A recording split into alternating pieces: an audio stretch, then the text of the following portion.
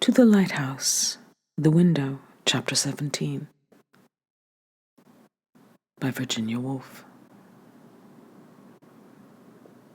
But what have I done with my life? Thought Mrs. Ramsay, taking her place at the head of the table and looking at all the plates, making white circles on it. William, sit by me, she said. Lily, she said wearily, over there. They had that, Paul Rayleigh and Minta Doyle. She, only this, an infinitely long table and plates and knives. At the far end was her husband, sitting down, all in a heap, frowning. What at? She did not know. She did not mind. She could not understand how she had ever felt any emotion or affection for him. She had a sense of being past everything, through everything, out of everything, as she helped the soup, as if there was an eddy there, and one could be in it, or one could be out of it, and she was out of it. It's all come to an end, she thought. Well, they came in one after another. Charles Tansley. Sit there, please, she said. Augustus Carmichael. And sat down. And meanwhile she waited, passively, for someone to answer her, for something to happen, but this is not a thing, she thought, ladling out soup, that one says. Raising her eyebrows at the discrepancy, that was what she was thinking. This was what she was doing, ladling out soup. She felt more and more strongly outside that eddy, or as if a shade had fallen, and robbed of color, she saw things truly. The room, she looked round it, was very shabby. There was no beauty anywhere. She forebore to look at Mr. Tansley. Nothing seemed to have merged. They all sat, separate. And the whole of the effort of merging and flowing and creating rested on her. Again she felt, as a fact without hostility, the sterility of men. For if she did not do it, nobody would do it. And so, giving herself a little shake that one gives a watch that has stopped, the old familiar pulse began beating, as the watch begins ticking. 1, 2, 3, 1, 2, 3, and so on, she repeated, listening to it, sheltering and fostering the still feeble pulse, as one might guard a weak flame with a newspaper. And so, she concluded, addressing herself by bending silently to his direction to William Banks, poor man, who had no wife and no children, and dined alone in lodgings except for tonight. And in pity for him, life being now strong enough to bear her on again, she began all this business. As a sailor not without weariness sees the wind fill his sail, and yet hardly wants to be off again, and thinks how, had the ship sunk, he would have whirled round and found rest on the floor of the sea. Did you find your letters? I told them to put them in the hall for you, she said to William Banks. Lily Briscoe watched her drifting into that strange no-man's land where to follow people is impossible, and yet their going inflicts such a chill on those who watch them that they always try at least to follow them with their eyes, as one follows a fading ship until the sails have sunk beneath the horizon. How old she looks, how worn she looks, Lily thought, and how remote. Then, when she turned to William Banks, smiling, it was as if the ship had turned, and the sun had struck its sails again, and Lily thought with some amusement, because she was relieved, why does she pity him? For that was the impression she gave, when she told him that his letters were in the hall. Poor William Banks, she seemed to be saying, as if her own weariness had been partly pitying people, and the life in her, her resolve to live again, had been stirred by pity. And it was not true, Lily thought.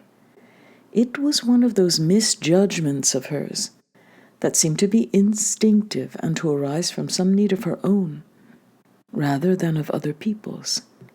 He is not in the least pitiable. He has his work, Lily said to herself. She remembered all of a sudden, as if she had found a treasure, that she had her work. In a flash, she saw her picture and thought, yes, I shall put the tree further in the middle, then I shall avoid that awkward space. That's what I shall do. That's what has been puzzling me. She took up the salt cellar and put it down again on a flower pattern in the tablecloth, so as to remind herself to move the tree. It's odd that one scarcely gets anything worth having by post, yet one always wants one's letters, said Mr. Banks. What damned rot they talk, thought Charles Tansley, laying down his spoon precisely in the middle of his plate, which he had swept clean, as if, Lily thought, he sat opposite to her with his back to the window precisely in the middle of view. He was determined to make sure of his meals. Everything about him had that meager fixity, that bare unloveliness, but nevertheless, the fact remained. It was impossible to dislike anyone if one looked at them. She liked his eyes. They were blue, deep-set, frightening. Do you write many letters, Mr. Tansley? Asked Mrs. Ramsay, pitying him too, Lily supposed. For that was true of Mrs. Ramsay. She pitied men always, as if they lacked something. Women never, as if they had something. He wrote to his mother, otherwise he did not suppose he wrote 1 letter a month, said Mr. Tansley shortly, for he was not going to talk the sort of rot these condescended to by these silly women. He had been reading in his room, and now he came down, and it all seemed to him silly, superficial, flimsy. Why did they dress? He had come down in his ordinary clothes. He had not got any dress clothes. One never gets anything worth having by post. That was the sort of thing they were always saying. They made men say that sort of thing. Yes, it was pretty well true, he thought. They never got anything worth having from one year's end to another. They did nothing but talk, talk, talk, eat, eat, eat. It was the women's fault. Women made civilization impossible, with all their charm, all their silliness. No going to the Lighthouse tomorrow, Mrs. Ramsay, he said, asserting himself. He liked her. He admired her. He still thought of the man in the drain-pipe, looking up at her. But he felt it necessary to assert himself. He was really, Lily Briscoe thought, in spite of his eyes, but then look at his nose, look at his hands, the most uncharming human being she had ever met. Then why did she mind what he said? Women can't write, women can't paint. What did that matter coming from him, since clearly it was not true to him, but for some reason helpful to him? And that was why he said it. Why did her whole being bow like corn under wind and erect itself again from this abasement only with a great and rather painful effort? She must make it once more. There's the sprig on the tablecloth. There's my painting. I must move the tree to the middle. That matters, nothing else. Could she not hold fast to that, she asked herself, and not lose her temper, and not argue, and if she wanted revenge, take it by laughing at him? Oh, Mr. Tansley, she said, do take me to the Lighthouse with you. I should so love it. She was telling lies, he could see. She was saying what she did not mean to annoy him. For some reason, she was laughing at him. He was in his old flannel trousers. He had no others. He felt very rough and isolated and lonely. He knew that she was trying to tease him for some reason. She didn't want to go to the Lighthouse with him. She despised him. So did Prue Ramsay, so did they all. But he was not going to be made a fool of by women. So he turned deliberately in his chair and looked out of the window and said, all in a jerk, very rudely, it would be too rough for her tomorrow. She would be sick. It annoyed him that she should have made him speak like that, with Mrs. Ramsay listening. If only he could be alone in his room working, he thought, among his books. That was where he felt at his ease. He had never run a penny into debt. He had never cost his father a penny since he was 15. He had helped them at home out of his savings. He was educating his sister. Still, he wished he had known how to answer Miss Briscoe properly. He wished it had not come out all in a jerk like that. You'd be sick. He wished he could think of something to say to Mrs. Ramsay, something which would show her that he was not just a dry prig. That was what they all thought him. He turned to her.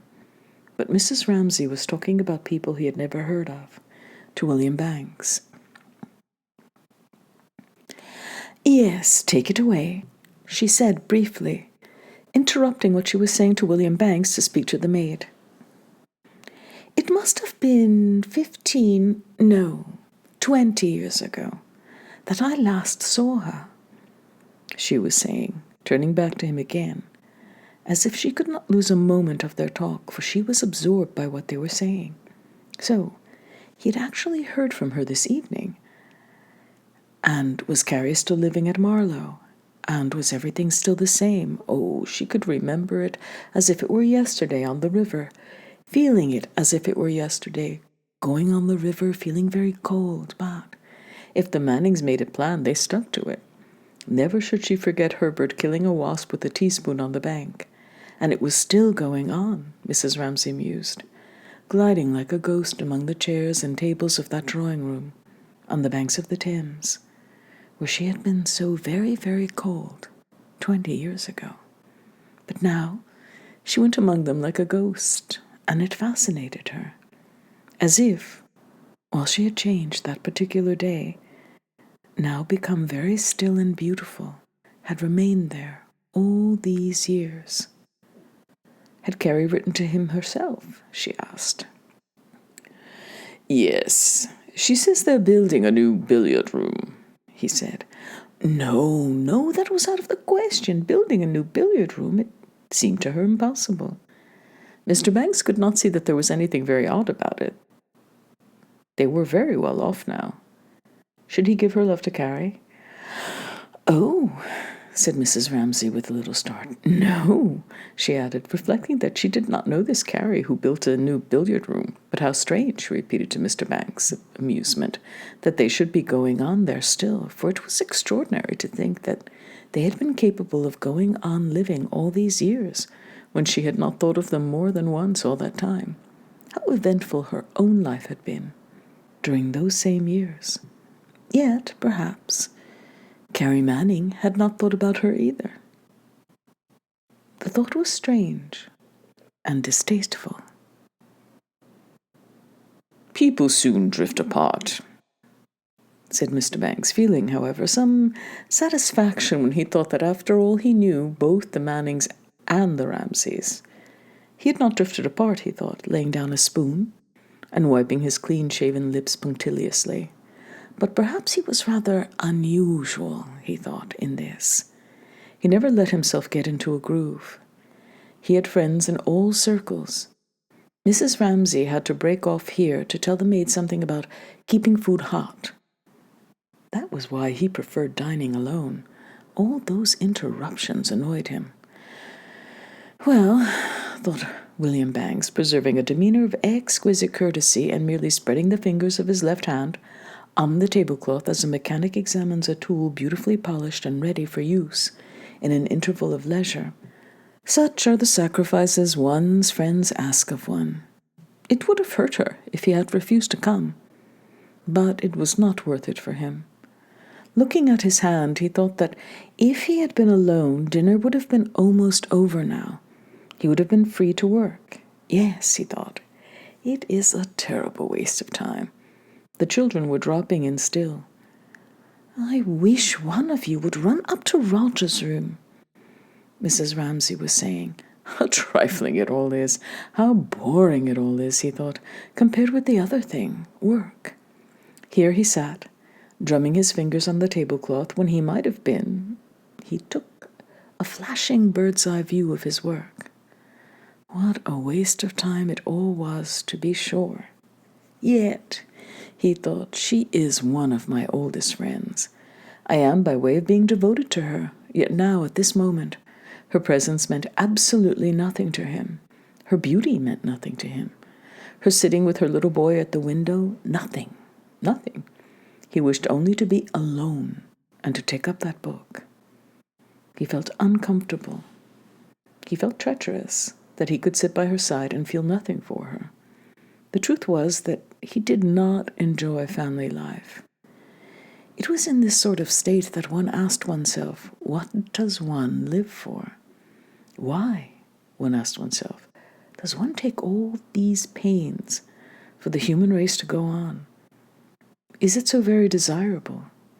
Are we attractive as a species?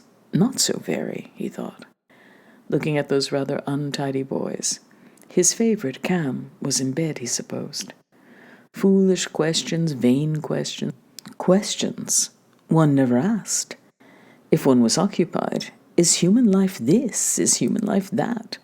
One never had time to think about it, but here he was, asking himself that sort of question because Mrs. Ramsay was giving orders to servants, and also because it had struck him, thinking how surprised Mrs. Ramsay was that Carrie Manning should still exist, that friendships, even the best of them, are frail things. One drifts apart. He reproached himself again. He was sitting beside Mrs. Ramsay, and he had nothing in the world to say to her. I'm so sorry, said Mrs. Ramsay, turning to him at last. He felt rigid and barren, like a pair of boots that have been soaked and gone dry so that you can hardly force your feet into them. Yet he must force his feet into them. He must make himself talk. Unless he were very careful, she would find out this treachery of his, that he did not care a straw for her, and that would not be at all pleasant, he thought. He bent his head courteously in her direction. How you must detest dining in this bare garden, she said, making use, as she did when she was distracted, of her social manner. So, when there is a strife of tongues at some meeting, the chairman, to obtain unity, suggests that everyone shall speak in French. Perhaps it is bad French. French may not contain the words that express the speaker's thoughts. Nevertheless, speaking French imposes some order, some uniformity. Replying to her in the same language, Mr. Banks said, No, not at all. And Mr. Tansley, who had no knowledge of this language, even spoke thus in words of one syllable, at once suspected its insincerity. They did talk nonsense, he thought, the Ramsays, and he pounced on this fresh instance with joy, making a note which, one of these days, he would read aloud to one or two friends. There, in a society where one could say what one liked, he would sarcastically describe staying with the Ramsays and what nonsense they talked. It was worthwhile doing it once, he would say, but not again. The women bored one so, he would say. Of course, Ramsay had dished himself by marrying a beautiful woman and having 8 children. It would shape itself something like that, but now at this moment, sitting, stuck there, with an empty seat beside him, nothing had shaped itself at all. It was all in scraps and fragments. He felt extremely, even physically, uncomfortable. He wanted somebody to give him a chance of asserting himself. He wanted it so urgently that he fidgeted in his chair, looked at this person, then at that person, tried to break into their talk, opened his mouth and shut it again. They were talking about the fishing industry. Why did no one ask him his opinion? What did they know about the fishing industry? Lily Briscoe knew all that. Sitting opposite him, could she not see, as in an X-ray photograph, the ribs and thigh bones of this young man's desire to impress himself, lying dark in the mist of his flesh, that thin mist which convention had laid over his burning desire to break into the conversation. But, she thought, screwing up her Chinese eyes, and remembering how he sneered at women, can't paint, can't write, why should I help him to relieve himself?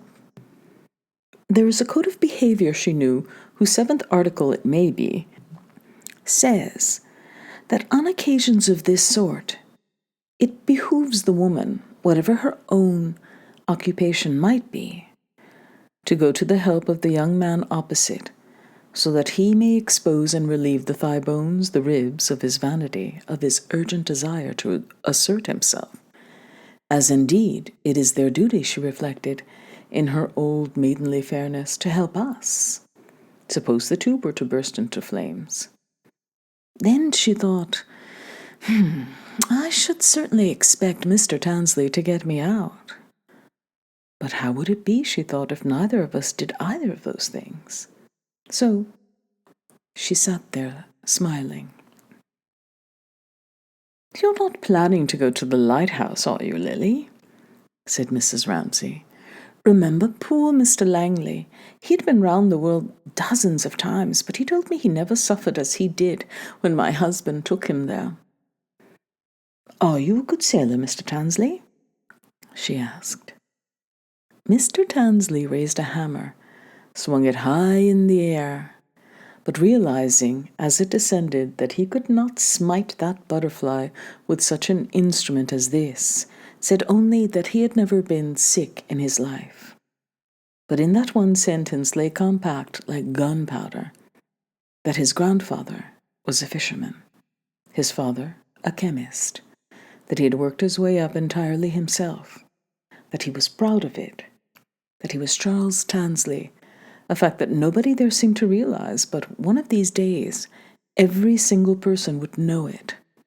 He scowled ahead of him.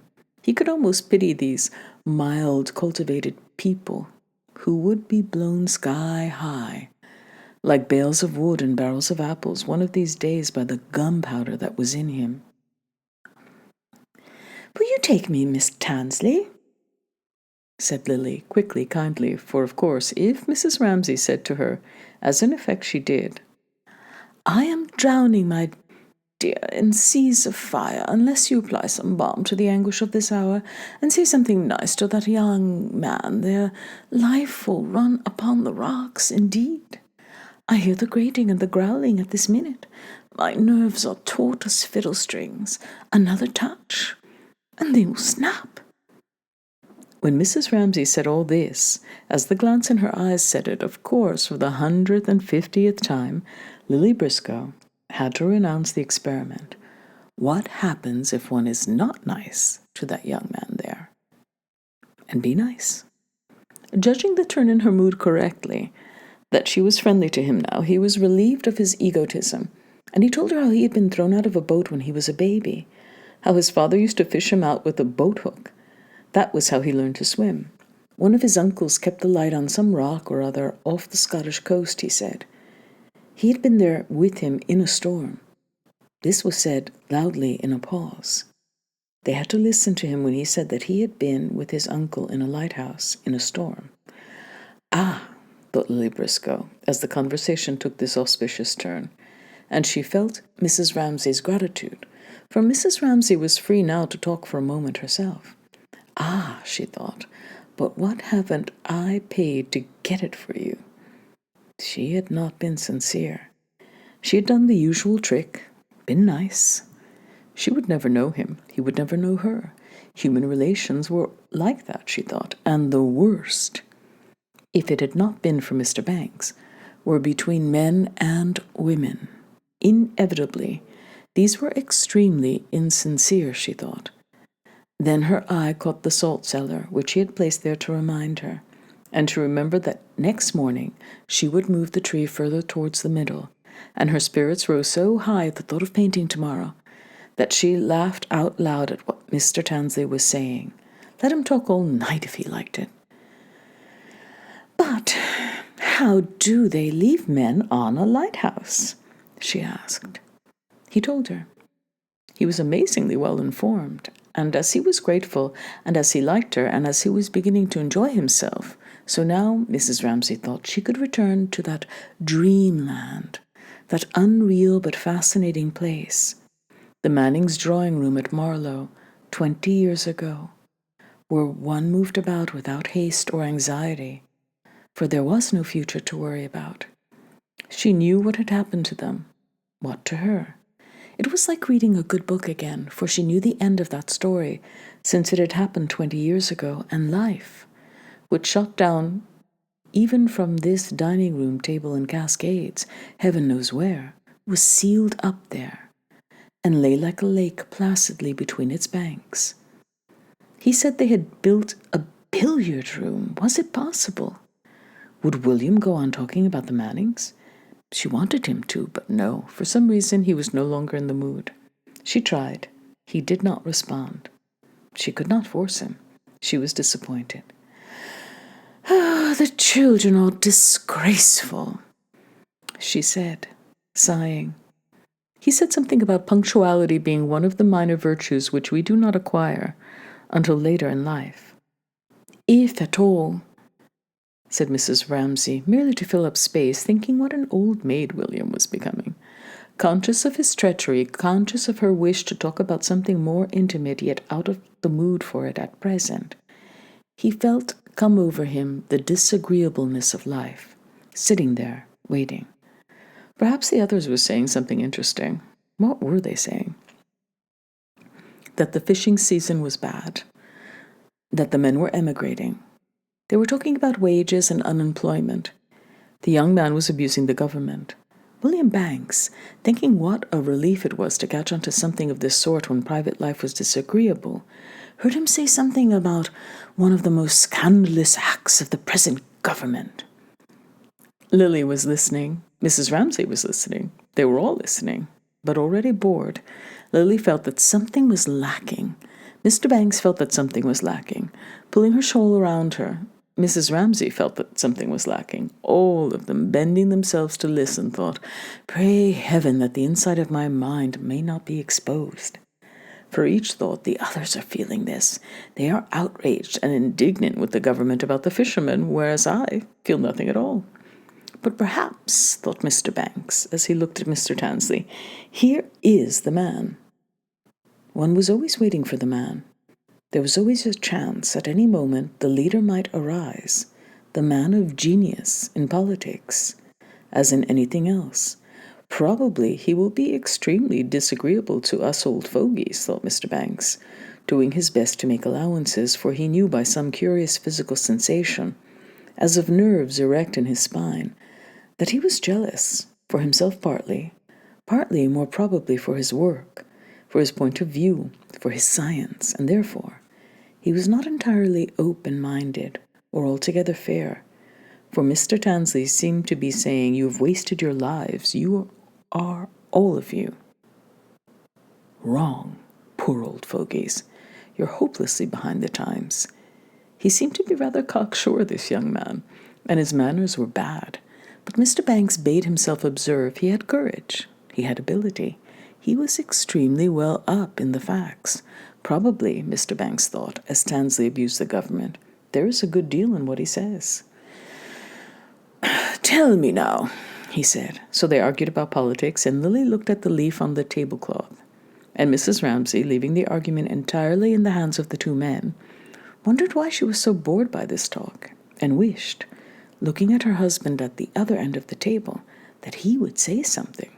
One word, she said to herself, for if he said a thing, it would make all the difference. He went to the heart of things. He cared about fishermen and their wages. He could not sleep for thinking of them. It was altogether different when he spoke. One did not feel then, "Pray heaven, you don't see how little I care," because one did care. Then realizing that it was because she admired him so much, that she was waiting for him to speak, she felt as if somebody had been praising her husband to her and their marriage, and she glowed all over without realizing that it was she herself who had praised him. She looked at him, thinking to find this in his face, he would be looking magnificent. But not in the least. He was screwing his face up. He was scowling and frowning and flushing with anger. What on earth was it about, she wondered. What could be the matter? Only that poor old Augustus had asked for another plate of soup, that was all. It was unthinkable. It was detestable. So he signaled to her across the table that Augustus should be beginning his soup over again. He loathed people eating when he had finished. She saw his anger fly like a pack of hounds into his eyes, his brow, and she knew that in a moment something violent would explode. And then, thank goodness, she saw him clutch himself and clap a brake on the wheel, and the whole of his body seemed to emit sparks, but not words. He sat there, scowling. He had said nothing. He would have her observe.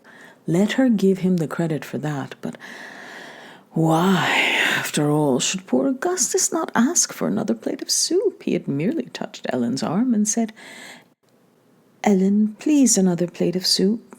And then Mr. Ramsay scowled like that. And why not? Mrs. Ramsay demanded. Surely they could let Augustus have his soup if he wanted it. He hated people wallowing in food. Mr. Ramsay frowned at her. He hated everything dragging on for hours like this. But he had controlled himself. Mr. Ramsay would have her observe, disgusting though the sight was. But why show it so plainly? Mrs. Ramsay demanded. They looked at each other down the long table, sending these questions and answers across, each knowing exactly what the other felt. Everybody could see, Mrs. Ramsay thought. There was Rose gazing at her father, there was Roger gazing at his father. Both would be off in spasms of laughter in another second, she knew. And so she said promptly, indeed, it was time. Light the candles. And they jumped up instantly and went and fumbled at the sideboard. Why could he never conceal his feelings? Mrs. Ramsay wondered. And she wondered if Augustus Carmichael had noticed. Perhaps he had, perhaps he had not. She could not help respecting the composure with which he sat there drinking his soup. If he wanted soup, he asked for soup. Whether people laughed at him or were angry with him, he was the same. He did not like her, she knew that, but partly for that very reason she respected him, and looking at him drinking soup, very large and calm in the failing light, and monumental and contemplative, she wondered what he did feel then, and why he was always content and dignified. And she thought how devoted he was to Andrew. And she would call him into his room, and Andrew said, "Show him things." And there he would lie all day long on the lawn, brooding, presumably over his poetry, till he reminded one of a cat watching birds, and then he clapped his paws together when he had found the word, and her husband said, "Poor old Augustus, he's a true poet," which was high praise from her husband. Now, 8 candles were stood down the table, and after the first stoop the flame stood upright, and drew with them into visibility the long table entire, and in the middle a yellow and purple dish of fruit. What had she done with it? Mrs. Ramsay wondered, for Rose's arrangement of the grapes and pears, of the horny pink-lined shell, of the bananas, made her think of a trophy fetched from the bottom of the sea, of Neptune's banquet, of the bunch that hangs with vine leaves over the shoulder of Bacchus in some picture, among the leopard skins and the torches, lolloping red and gold. Thus, brought up suddenly into the light, it seemed possessed of great size and depth, was like a world in which one could take one's staff and climb hills, she thought, and go down into valleys, and to her pleasure, for it brought them into sympathy momentarily, she saw that Augustus, too, feasted his eyes on the same plate of fruit, plunged in, broke off a bloom there, a tassel here, and returned, after feasting, to his hive. That was his way of looking, different from hers, but looking together united them.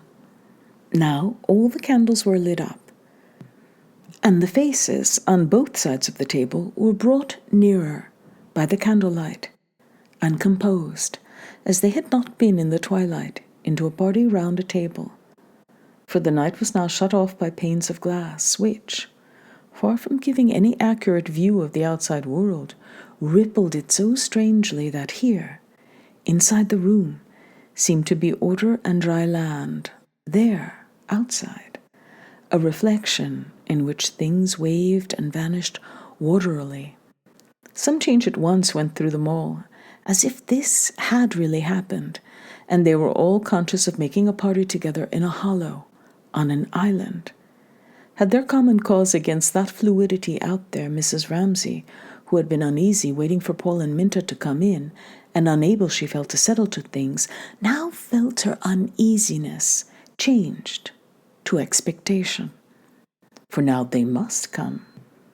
And Lily Briscoe, trying to analyze the cause of the sudden exhilaration, compared it with that moment on the tennis lawn, when solidity suddenly vanished, and such vast spaces lay between them, and now the same effect was got by the many candles in the sparely furnished room, and the uncurtained windows, and the bright mask-like look of faces seen by candlelight. Some weight was taken off them. Anything might happen, she felt.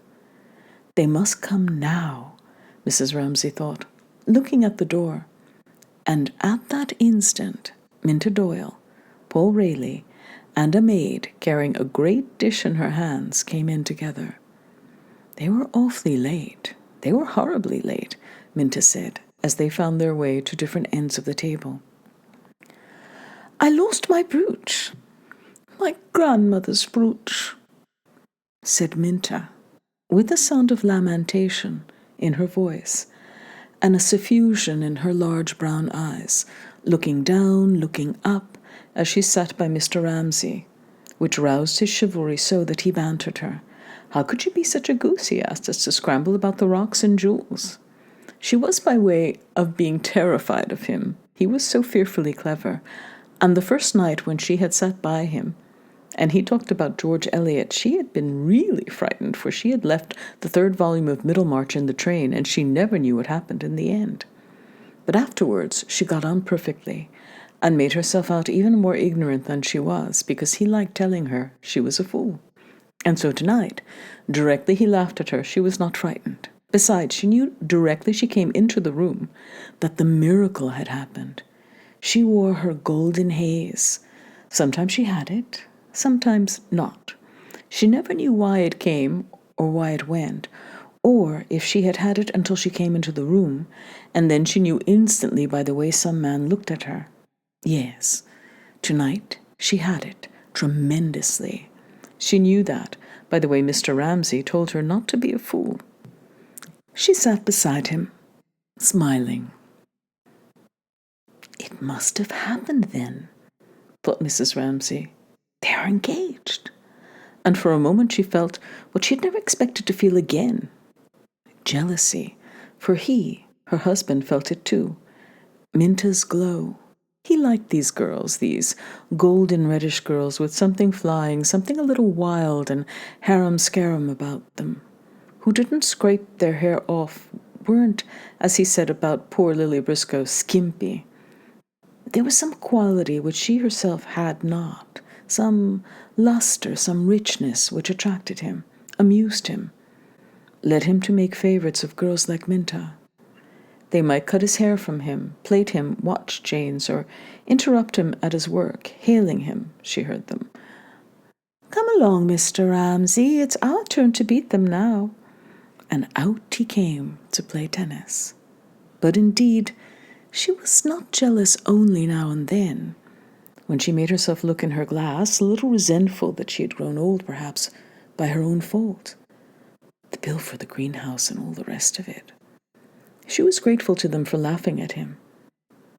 How many pipes have you smoked today, Mr. Ramsay? And so on, till he seemed a young man, a man very attractive to women, not burdened, not weighed down with the greatness of his labors and the sorrows of the world and his fame or his failure, but again, as she had first known him, gaunt but gallant, helping her out of a boat, she remembered, with delightful ways like that. She looked at him, and he looked astonishingly young, teasing Minta. For herself, put it down there, she said, helping the Swiss girl to place gently before her the huge brown pot, in which was the bouffe en daube. For her own part, she liked her boobies. Paul must sit by her. She'd kept the place for him. Really, she sometimes thought she liked the boobies best. They did not bother one with their dissertations. How much they missed, after all, these very clever men. How dried up they did become, to be sure. There was something, she thought, as he sat down, very charming about Paul. His manners were delightful to her, and his sharp-cut nose and his bright blue eyes. He was so considerate. Would he tell her, now that they were all talking again, what had happened? "We went back to look for Minta's brooch," he said, sitting down by her. That was enough. She knew from the effort, the rise in his voice to surmount a difficult word, that it was the first time he had said we. We did this, we did that. They'll say that all their lives, she thought. And an exquisite scent of olives and oil and juice rose from the great brown dish as Mart, with a little flourish, took the cover off. The cook had spent 3 days over that dish, and she must take great care, Mrs. Ramsay thought, diving into the soft mass to choose a specially tender piece for William Banks. And she peered into the dish with its shiny walls and its confusion of savory brown and yellow meats and its bay leaves and its wine, and thought, this will celebrate the occasion. A curious sense rising in her, at once freakish and tender, of celebrating a festival, as if two emotions were called up in her. One profound, for what could be more serious than the love of man for woman?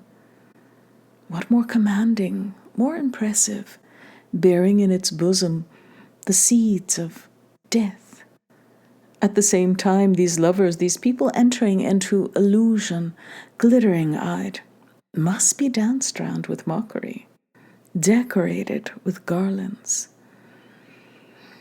"It is a triumph," said Mr. Banks, laying his knife down for a moment. He had eaten attentively. It was rich, it was tender, it was perfectly cooked.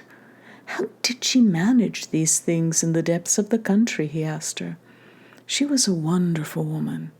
All his love, all his reverence had returned, and she knew it.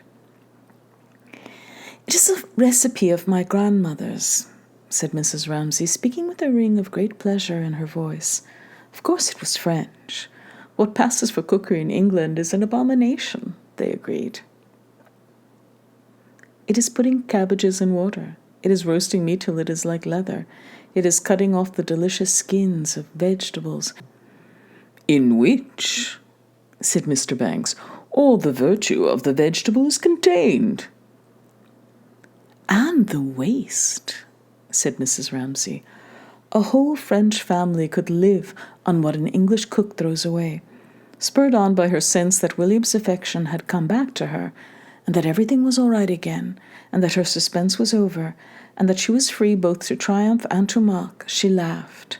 She gesticulated. Till, Lily thought, how childlike, how absurd she is, sitting up there with all her beauty opened again in her, talking about the skins of vegetables. There was something frightening about her. She was irresistible. Always she got her own way in the end. Now she had brought this off. Paul and Minta, one might suppose, were engaged. Mr. Banks was dining here. She put a spell on them all by wishing so simply, so directly.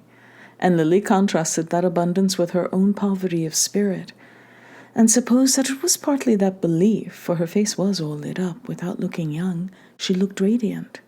In this strange, this terrifying thing which made Paul Rayleigh sitting at her side all of a tremor, yet abstract, absorbed, silent. Mrs. Ramsay, Lily felt, as she talked about the skins of vegetables, exalted that, worshipped that, held her hands over it to warm them, to protect it, and yet, having brought it all about, somehow laughed, led her victims, Lily felt, to the altar. It came over her, too, now, the emotion, the vibration of love. How inconspicuous She felt herself by Paul's side. He, glowing, burning, she, aloof, satirical, he, bound for adventure, she, moored to the shore. He launched, incautious, she, solitary, left out, and, ready to implore a share if it were disaster, in his disaster, she said shyly, "When did Minta lose her brooch?" He smiled the most exquisite smile, veiled by memory, tinged by dreams. He shook his head. "On the beach," he said. "I'm going to find it," he said. "I'm getting up early." This being kept secret from Minta, he lowered his voice and turned his eyes to where she sat, laughing, beside Mr. Ramsay. Lily wanted to protest, violently and outrageously, her desire to help him, envisaging how, in the dawn on the beach, she would be the one to pounce on the brooch, half hidden by some stone, and thus herself be included among the sailors and adventurers. But what did he reply to her offer? She actually said, with an emotion that she seldom let appear, "Let me come with you." And he laughed. He meant yes or no, either perhaps, but it was not his meaning. It was the odd chuckle he gave, as if he had said, "Throw yourself over the cliff if you like, I don't care." He turned on her cheek the heat of love, its horror, its cruelty, its unscrupulosity. It scorched her. And Lily, looking at Minta being charming to Mr. Ramsay at the other end of the table, flinched for her exposed to these fangs, and was thankful.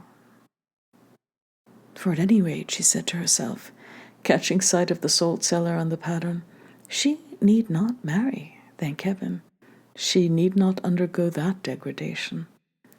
She was saved from that delusion. She would move the tree, rather more to the middle. Such was the complexity of things, for what happened to her, especially staying with the Ramsays, was to be made to feel violently two opposite things at the same time. That's what you feel was one. That's what I feel was the other. And then they fought together in her mind as now. It is so beautiful, so exciting, this love, that I tremble on the verge of it and offer, quite out of my own habit, to look for a brooch on a beach. Also, it is the stupidest, the most barbaric of human passions, and turns a nice young man with a profile like a gem's — Paul's was exquisite — into a bully with a crowbar. He was swaggering, he was insolent, in the Mile End Road.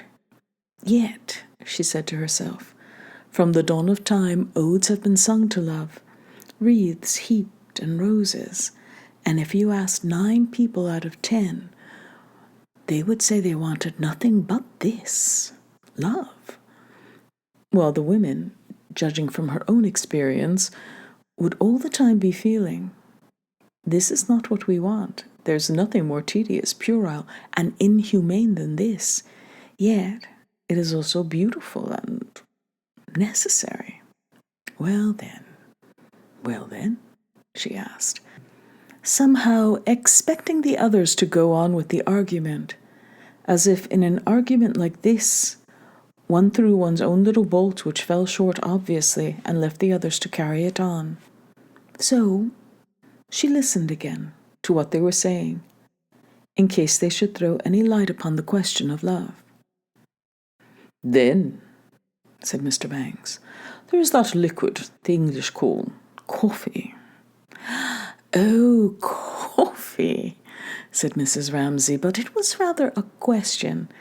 She was thoroughly roused, Lily could see, and talked very emphatically of real butter and clean milk, speaking with warmth and eloquence.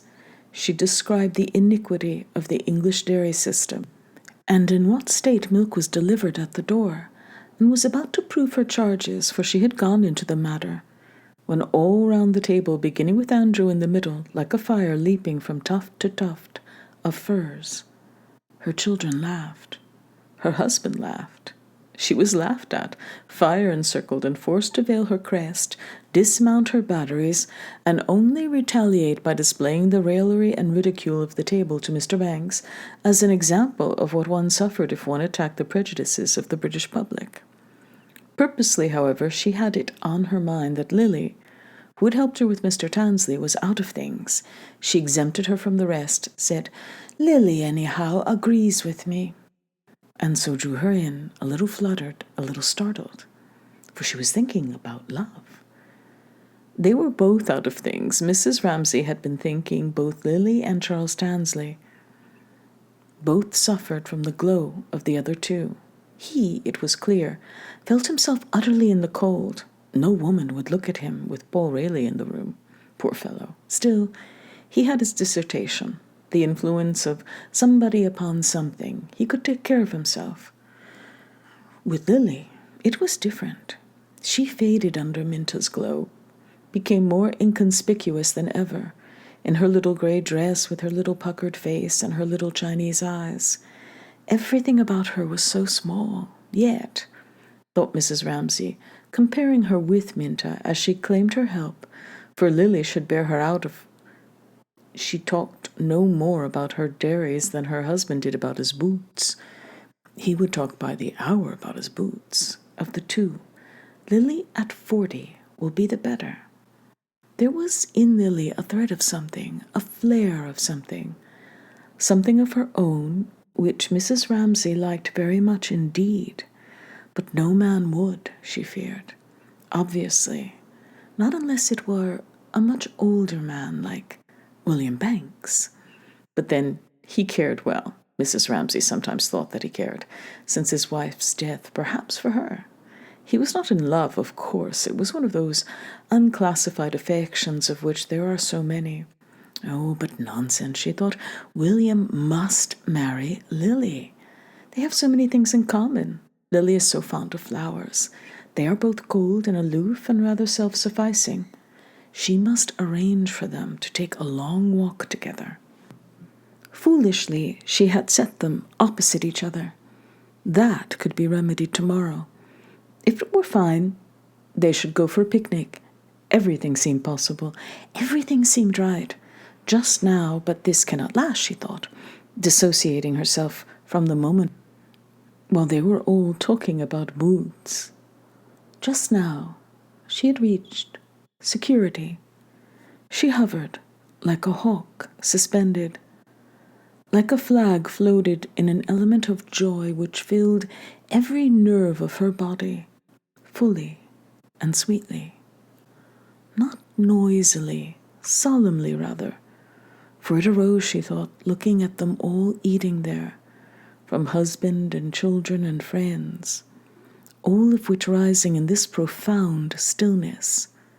She was helping William Banks to one very small piece more, and peered into the depths of the earthenware pot.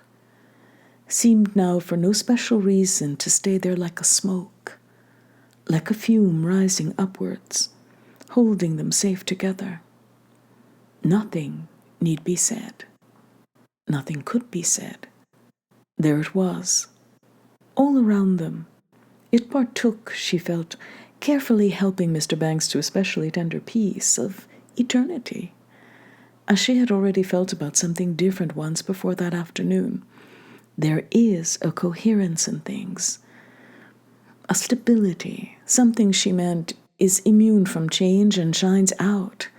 She glanced at the window with its ripple of reflected lights, in the face of the flowing, the fleeting, the spectral, like a ruby. So that again, tonight, she had the feeling she had had once today already, of peace, of rest. Of such moments, she thought, the thing is made that endures. Yes, she assured William Banks, there's plenty for everybody. Andrew, she said, hold your plate lower, or I shall spill it. The bouffe en daube was a perfect triumph. Here she felt, putting the spoon down where one could move or rest, could wait now. They were all helped, listening, could then, like a hawk, which lapses suddenly from its high station, flaunt and sink on laughter easily, resting her whole weight upon what, at the other end of the table, her husband was saying about the square root of 1,253. That was the number, it seemed, on his watch. What did it all mean? To this day she had no notion. A square root. What was that? Her sons knew. She leant on them, on cubes and square roots. That was what they were talking about now, on Voltaire and Madame de Stael, on the character of Napoleon, on the French system of land tenure, on Lord Rosebery, on Creevy's memoirs.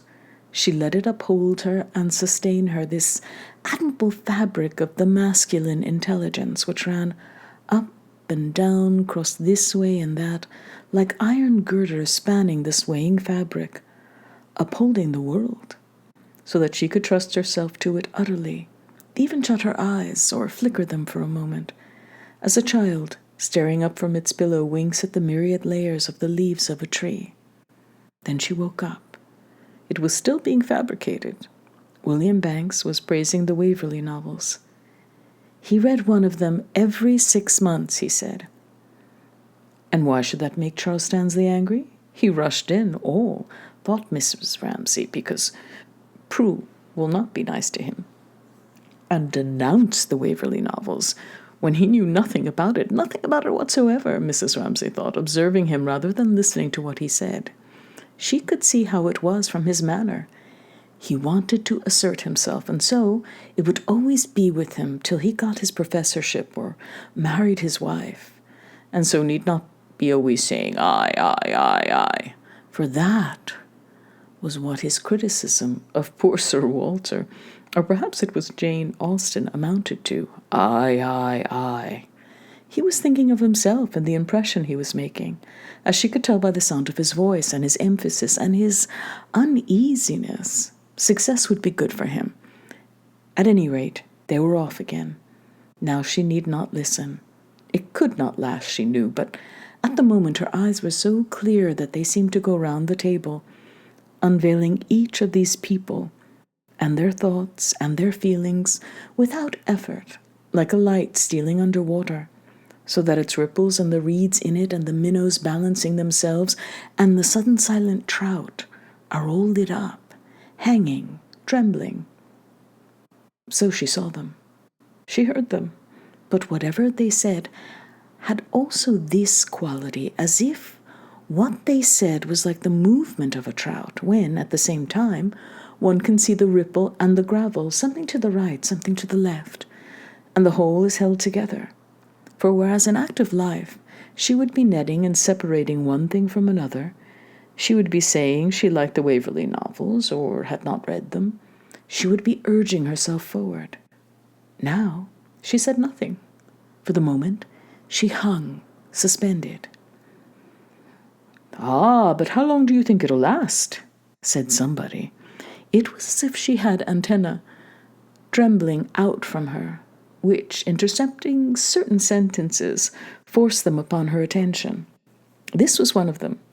She scented danger for her husband. A question like that would lead almost certainly to something being said which reminded him of his own failure. How long would he be read? He would think it at once. William Banks, who was entirely free from all such vanity, laughed and said he attached no importance to changes in fashion. Who could tell what was going to last in literature or indeed in anything else? Let us enjoy what we do enjoy, he said. His integrity seemed to Mrs. Ramsay quite admirable. He never seemed for a moment to think, but how does this affect me? But then, if you had the other temperament, which must have praise, which must have encouragement, naturally, you began, and she knew that Mr. Ramsay was beginning, to be uneasy, to want somebody to say, "Oh, but your work will last, Mr. Ramsay," or something like that. He showed his uneasiness quite clearly now by saying with some irritation that anyhow Scott, or was it Shakespeare, would last him his lifetime. He said it irritably. Everybody, she thought, felt a little uncomfortable without knowing why. Then Minta Doyle, whose instinct was fine, said bluffly, absurdly, that she did not believe that anyone really enjoyed reading Shakespeare. Mr. Ramsay said grimly, but his mind was turned away again, that very few people liked it as much as they said they did. But, he added, there is considerable merit in some of the plays nevertheless, and Mrs. Ramsay saw that it would be all right for the moment anyhow. He would laugh at Minta, and she, Mrs. Ramsay saw, realizing his extreme anxiety about himself, would, in her own way, see that he was taken care of and praise him somehow or other. But she wished it was not necessary. Perhaps it was her fault that it was necessary. Anyhow, she was free to listen to what Paul Rayleigh was trying to say about books one had read as a boy. They lasted, he said. He had read some of Tolstoy at school. There was one he always remembered, but he had forgotten the name. Russian names were impossible, said Mrs. Ramsay. Vronsky, said Paul. He remembered that because he always thought it was a good name for a villain. Vronsky? Said Mrs. Ramsay. Oh, Anna Karenina. But that did not take them very far. Books were not in their line. No, Charles Tansley would put them both right in a second about books, but it was also mixed up with, am I saying the right thing? Am I making a good impression? That, after all, one knew more about him than about Tolstoy, whereas what Paul said was about the thing, simply not himself, nothing else. Like all stupid people, he had a kind of modesty, too, a consideration for what you were feeling, which, once, in a way at least, she found attractive. Now he was thinking not about himself or about Tolstoy, but whether she was cold, whether she felt a draught, whether she would like a pear. No, she said, she did not want a pear. Indeed, she had been keeping guard over the dish of fruit without realizing it, jealously, hoping that nobody would touch it. Her eyes had been going in and out among the curves and shadows of the fruit, among the rich purples of the lowland grapes, then over the horny ridge of the shell, putting a yellow against a purple, a curved shape against a round shape, without knowing why she did it, or why every time she did it she felt more and more serene, until, oh, what a pity that they should do it, a hand reached out, took a pear, spoilt the whole thing. In sympathy she looked at Rose. She looked at Rose sitting between Jasper and Prue. How odd that one's child should do that. How odd to see them, sitting there, in a row, her children, Jasper, Rose, Prue, Andrew, almost silent, but with some joke of their own going on, she guessed, from the twitching at their lips. It was something quite apart from everything else, something they were hoarding up to laugh over in their own room. It was not about their father, she hoped. No, she thought not.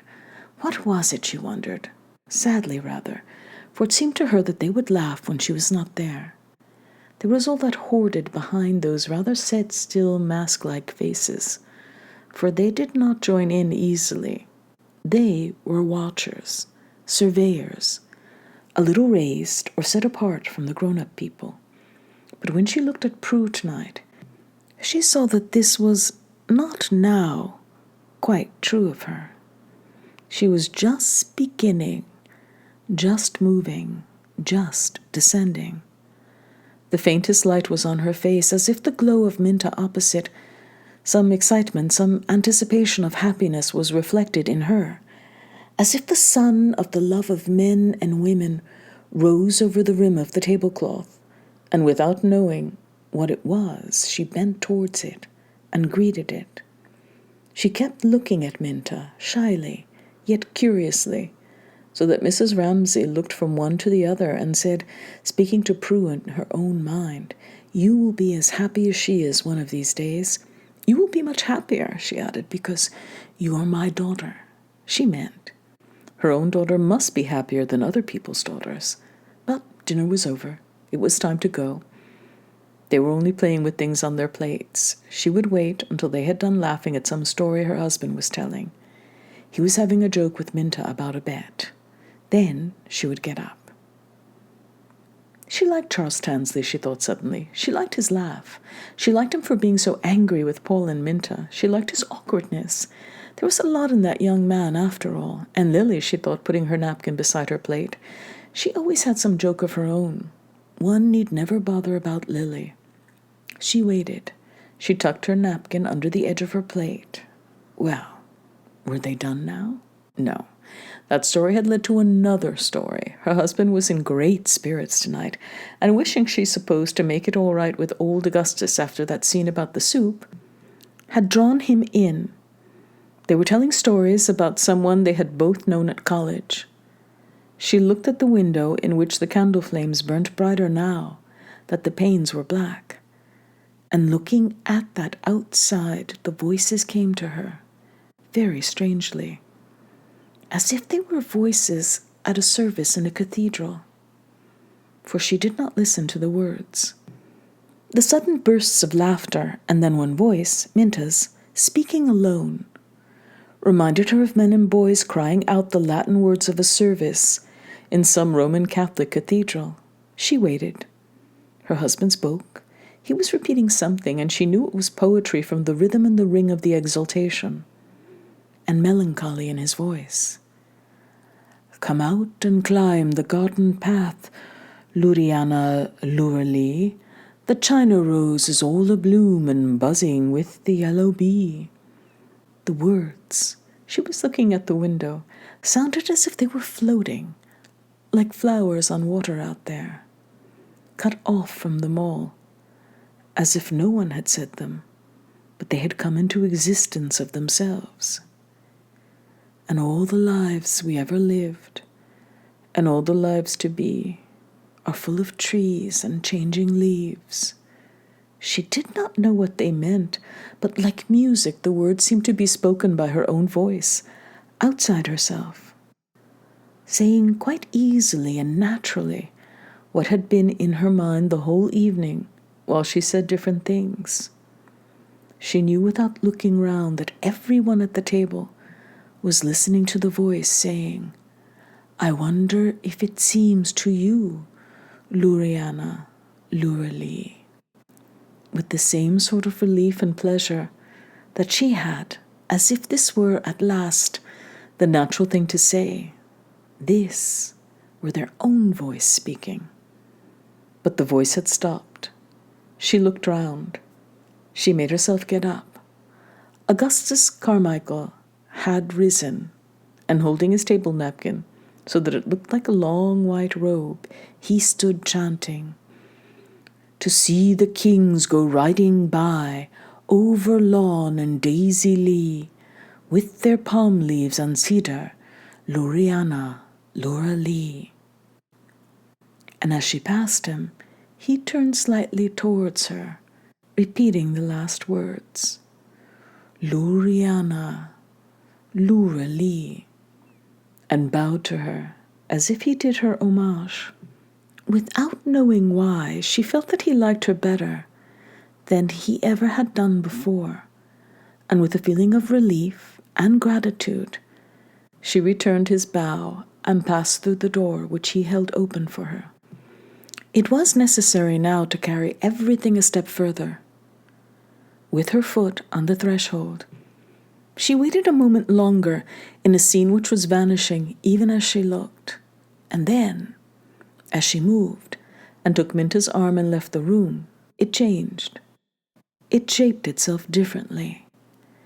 It had become, she knew, giving one last look at it, over her shoulder, already the past.